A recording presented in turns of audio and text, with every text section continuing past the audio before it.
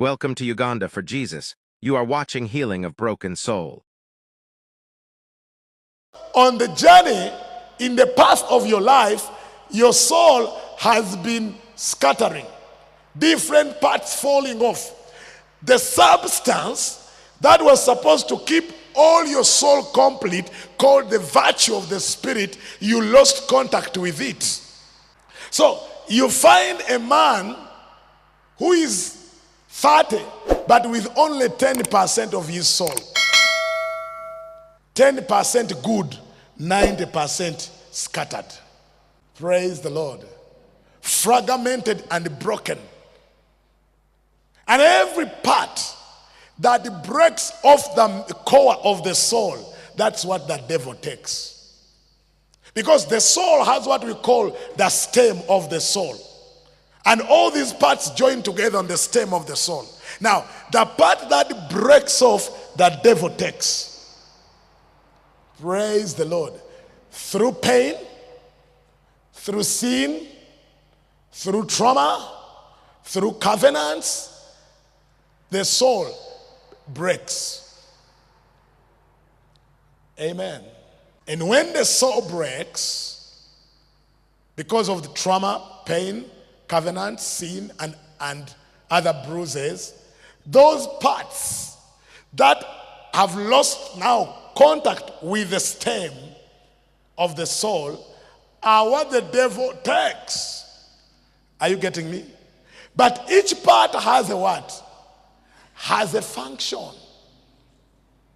There is a part that is supposed to make money. Another part is a part that is supposed to be in love. Another part of the soul is a part that is supposed to serve God mightily. And now, this man, this woman is here. He wants to love.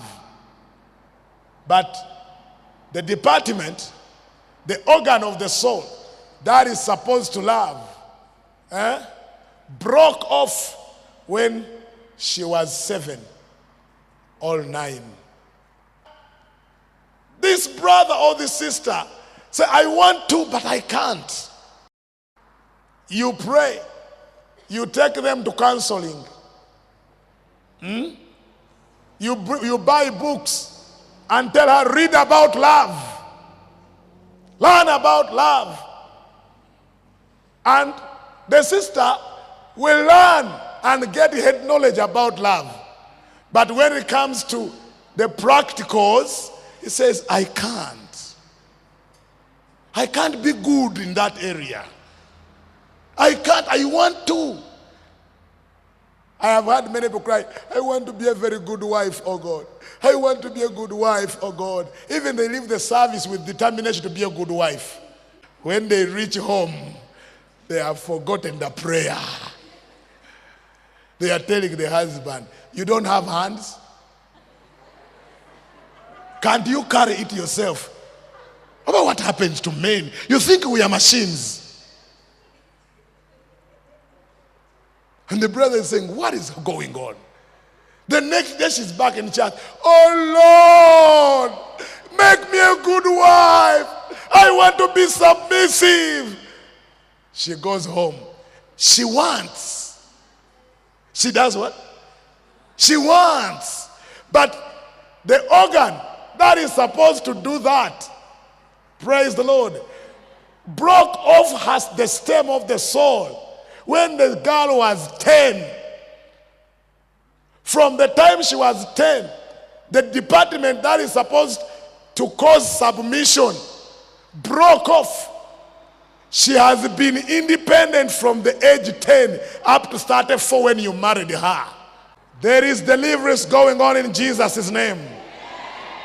She has never submitted to an authority because at 10, the submission gadget, the submission pad, the submission platform broke off. The devil picked it and hid it somewhere. From 10, she is independent. So she comes to church. At 32 and a half, you find her. You date her for 6 months. You take her for counseling of 1 week. After another week, you marry her. You take her home and you want her to submit. You call all the aunties in church to talk to her to submit.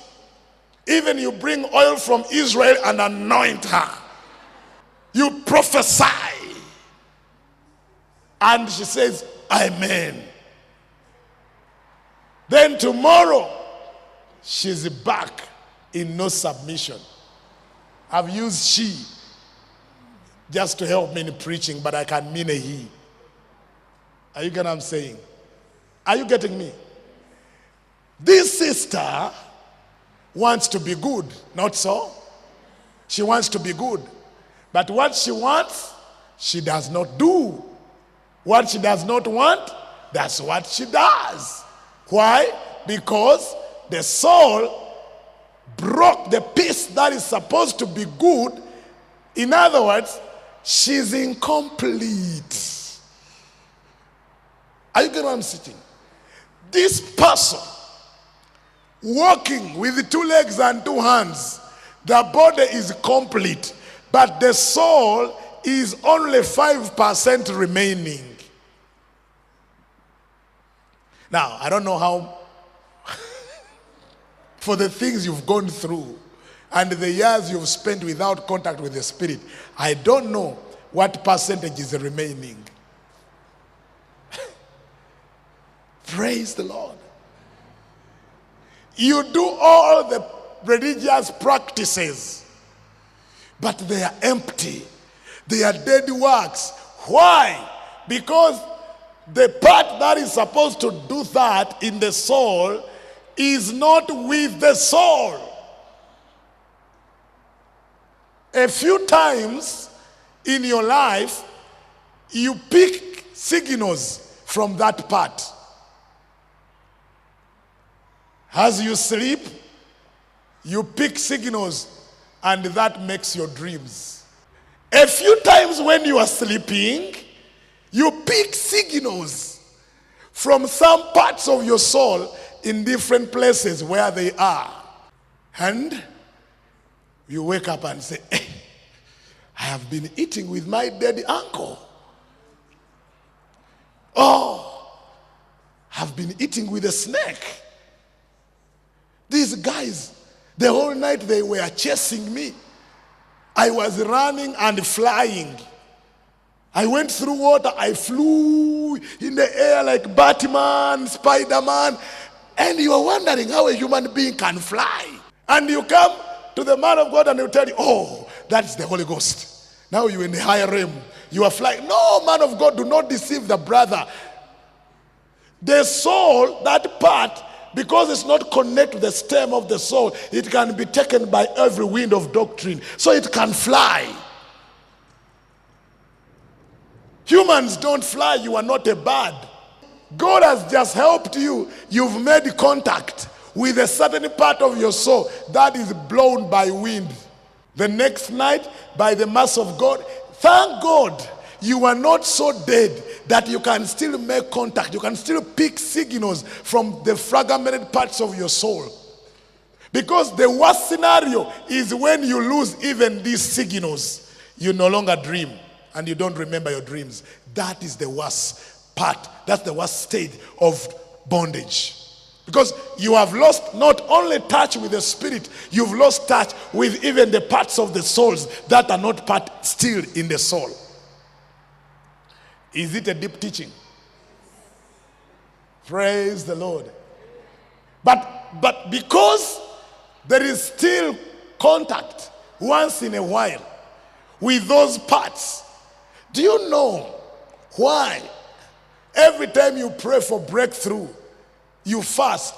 The first dream is when you are in that dress in class 1, in the old school, carrying water on the head without shoes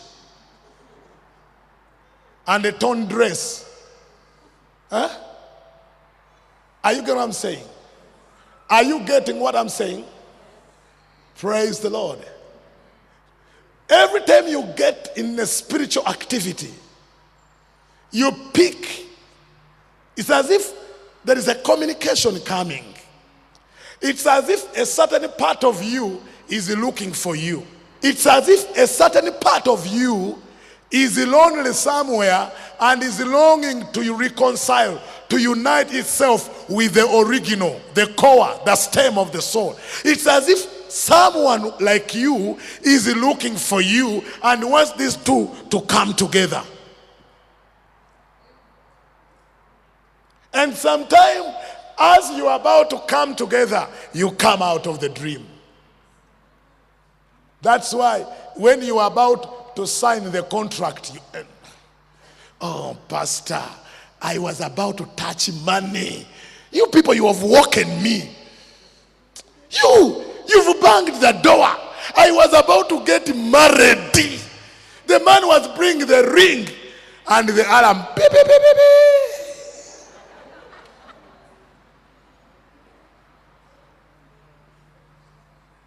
Are you learning something?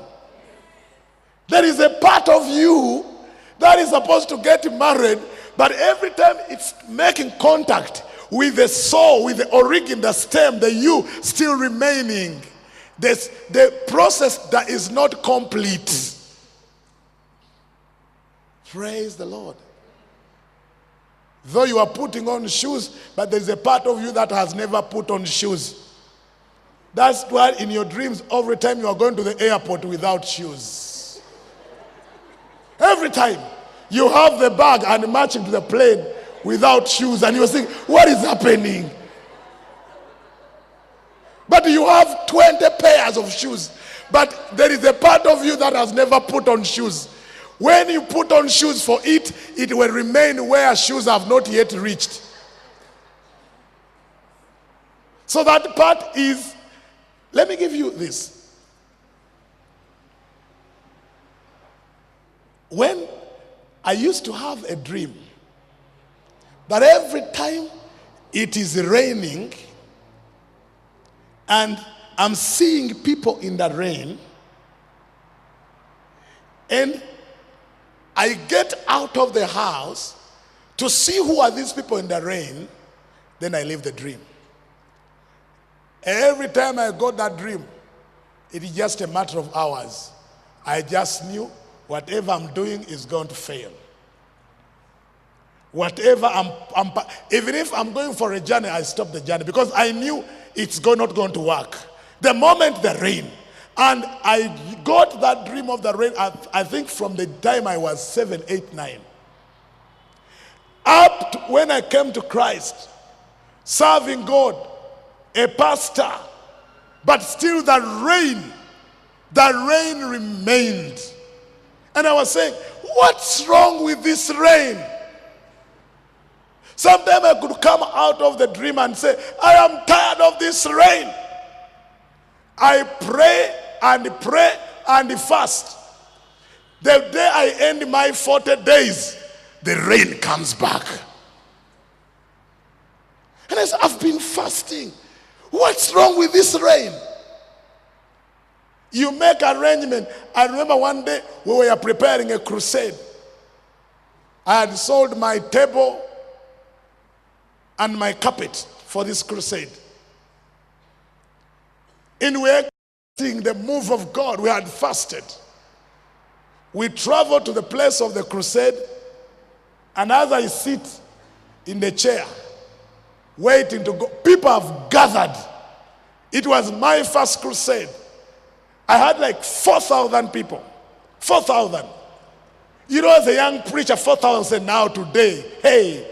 So I'm sitting behind the podium, they are praising, Rima, mama, and suddenly a sleep came. And what came?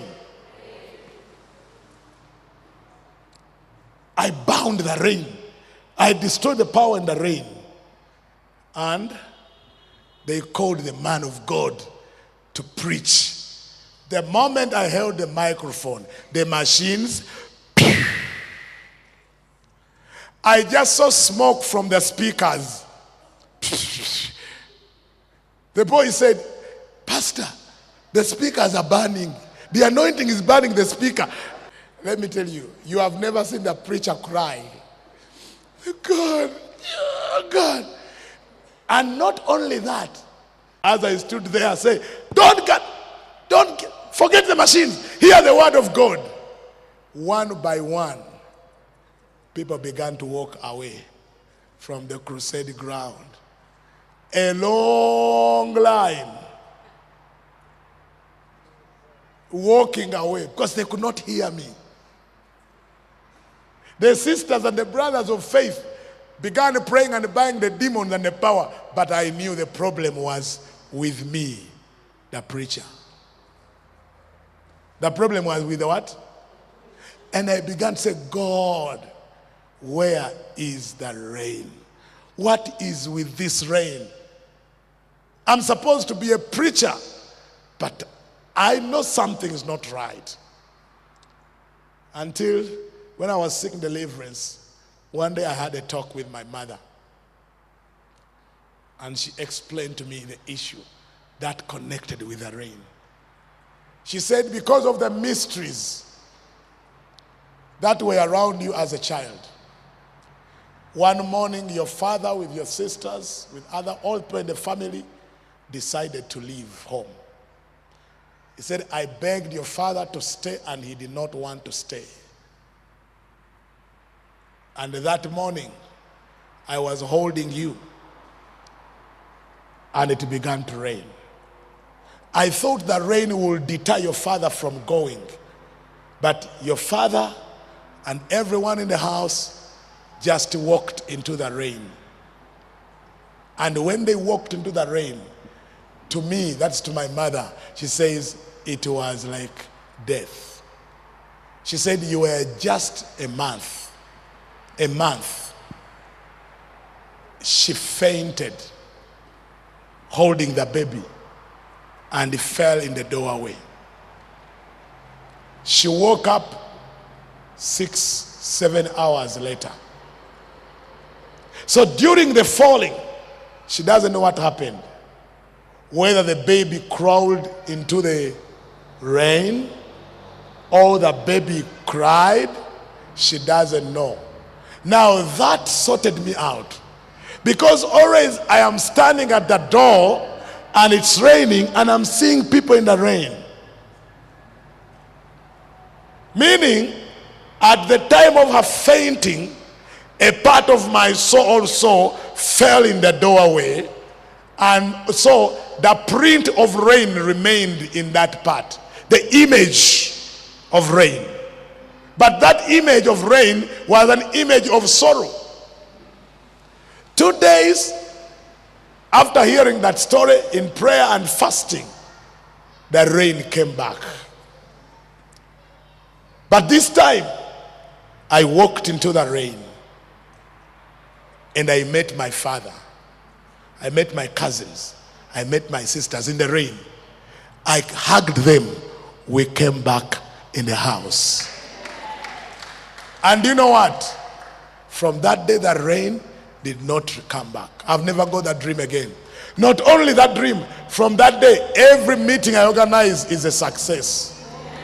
I've never had a flopping meeting from the time I walked in the rain, found my family, and returned back home. What happened? When they walked in the rain, and I fell with my mother, the body remained, but my soul followed my family into the rain. I had now to go and reconnect with my soul and then return back home. Are you learning something? Are you getting a truth? Hello? Praise the Lord. Is there a dream that for years you wanted to know how it ends?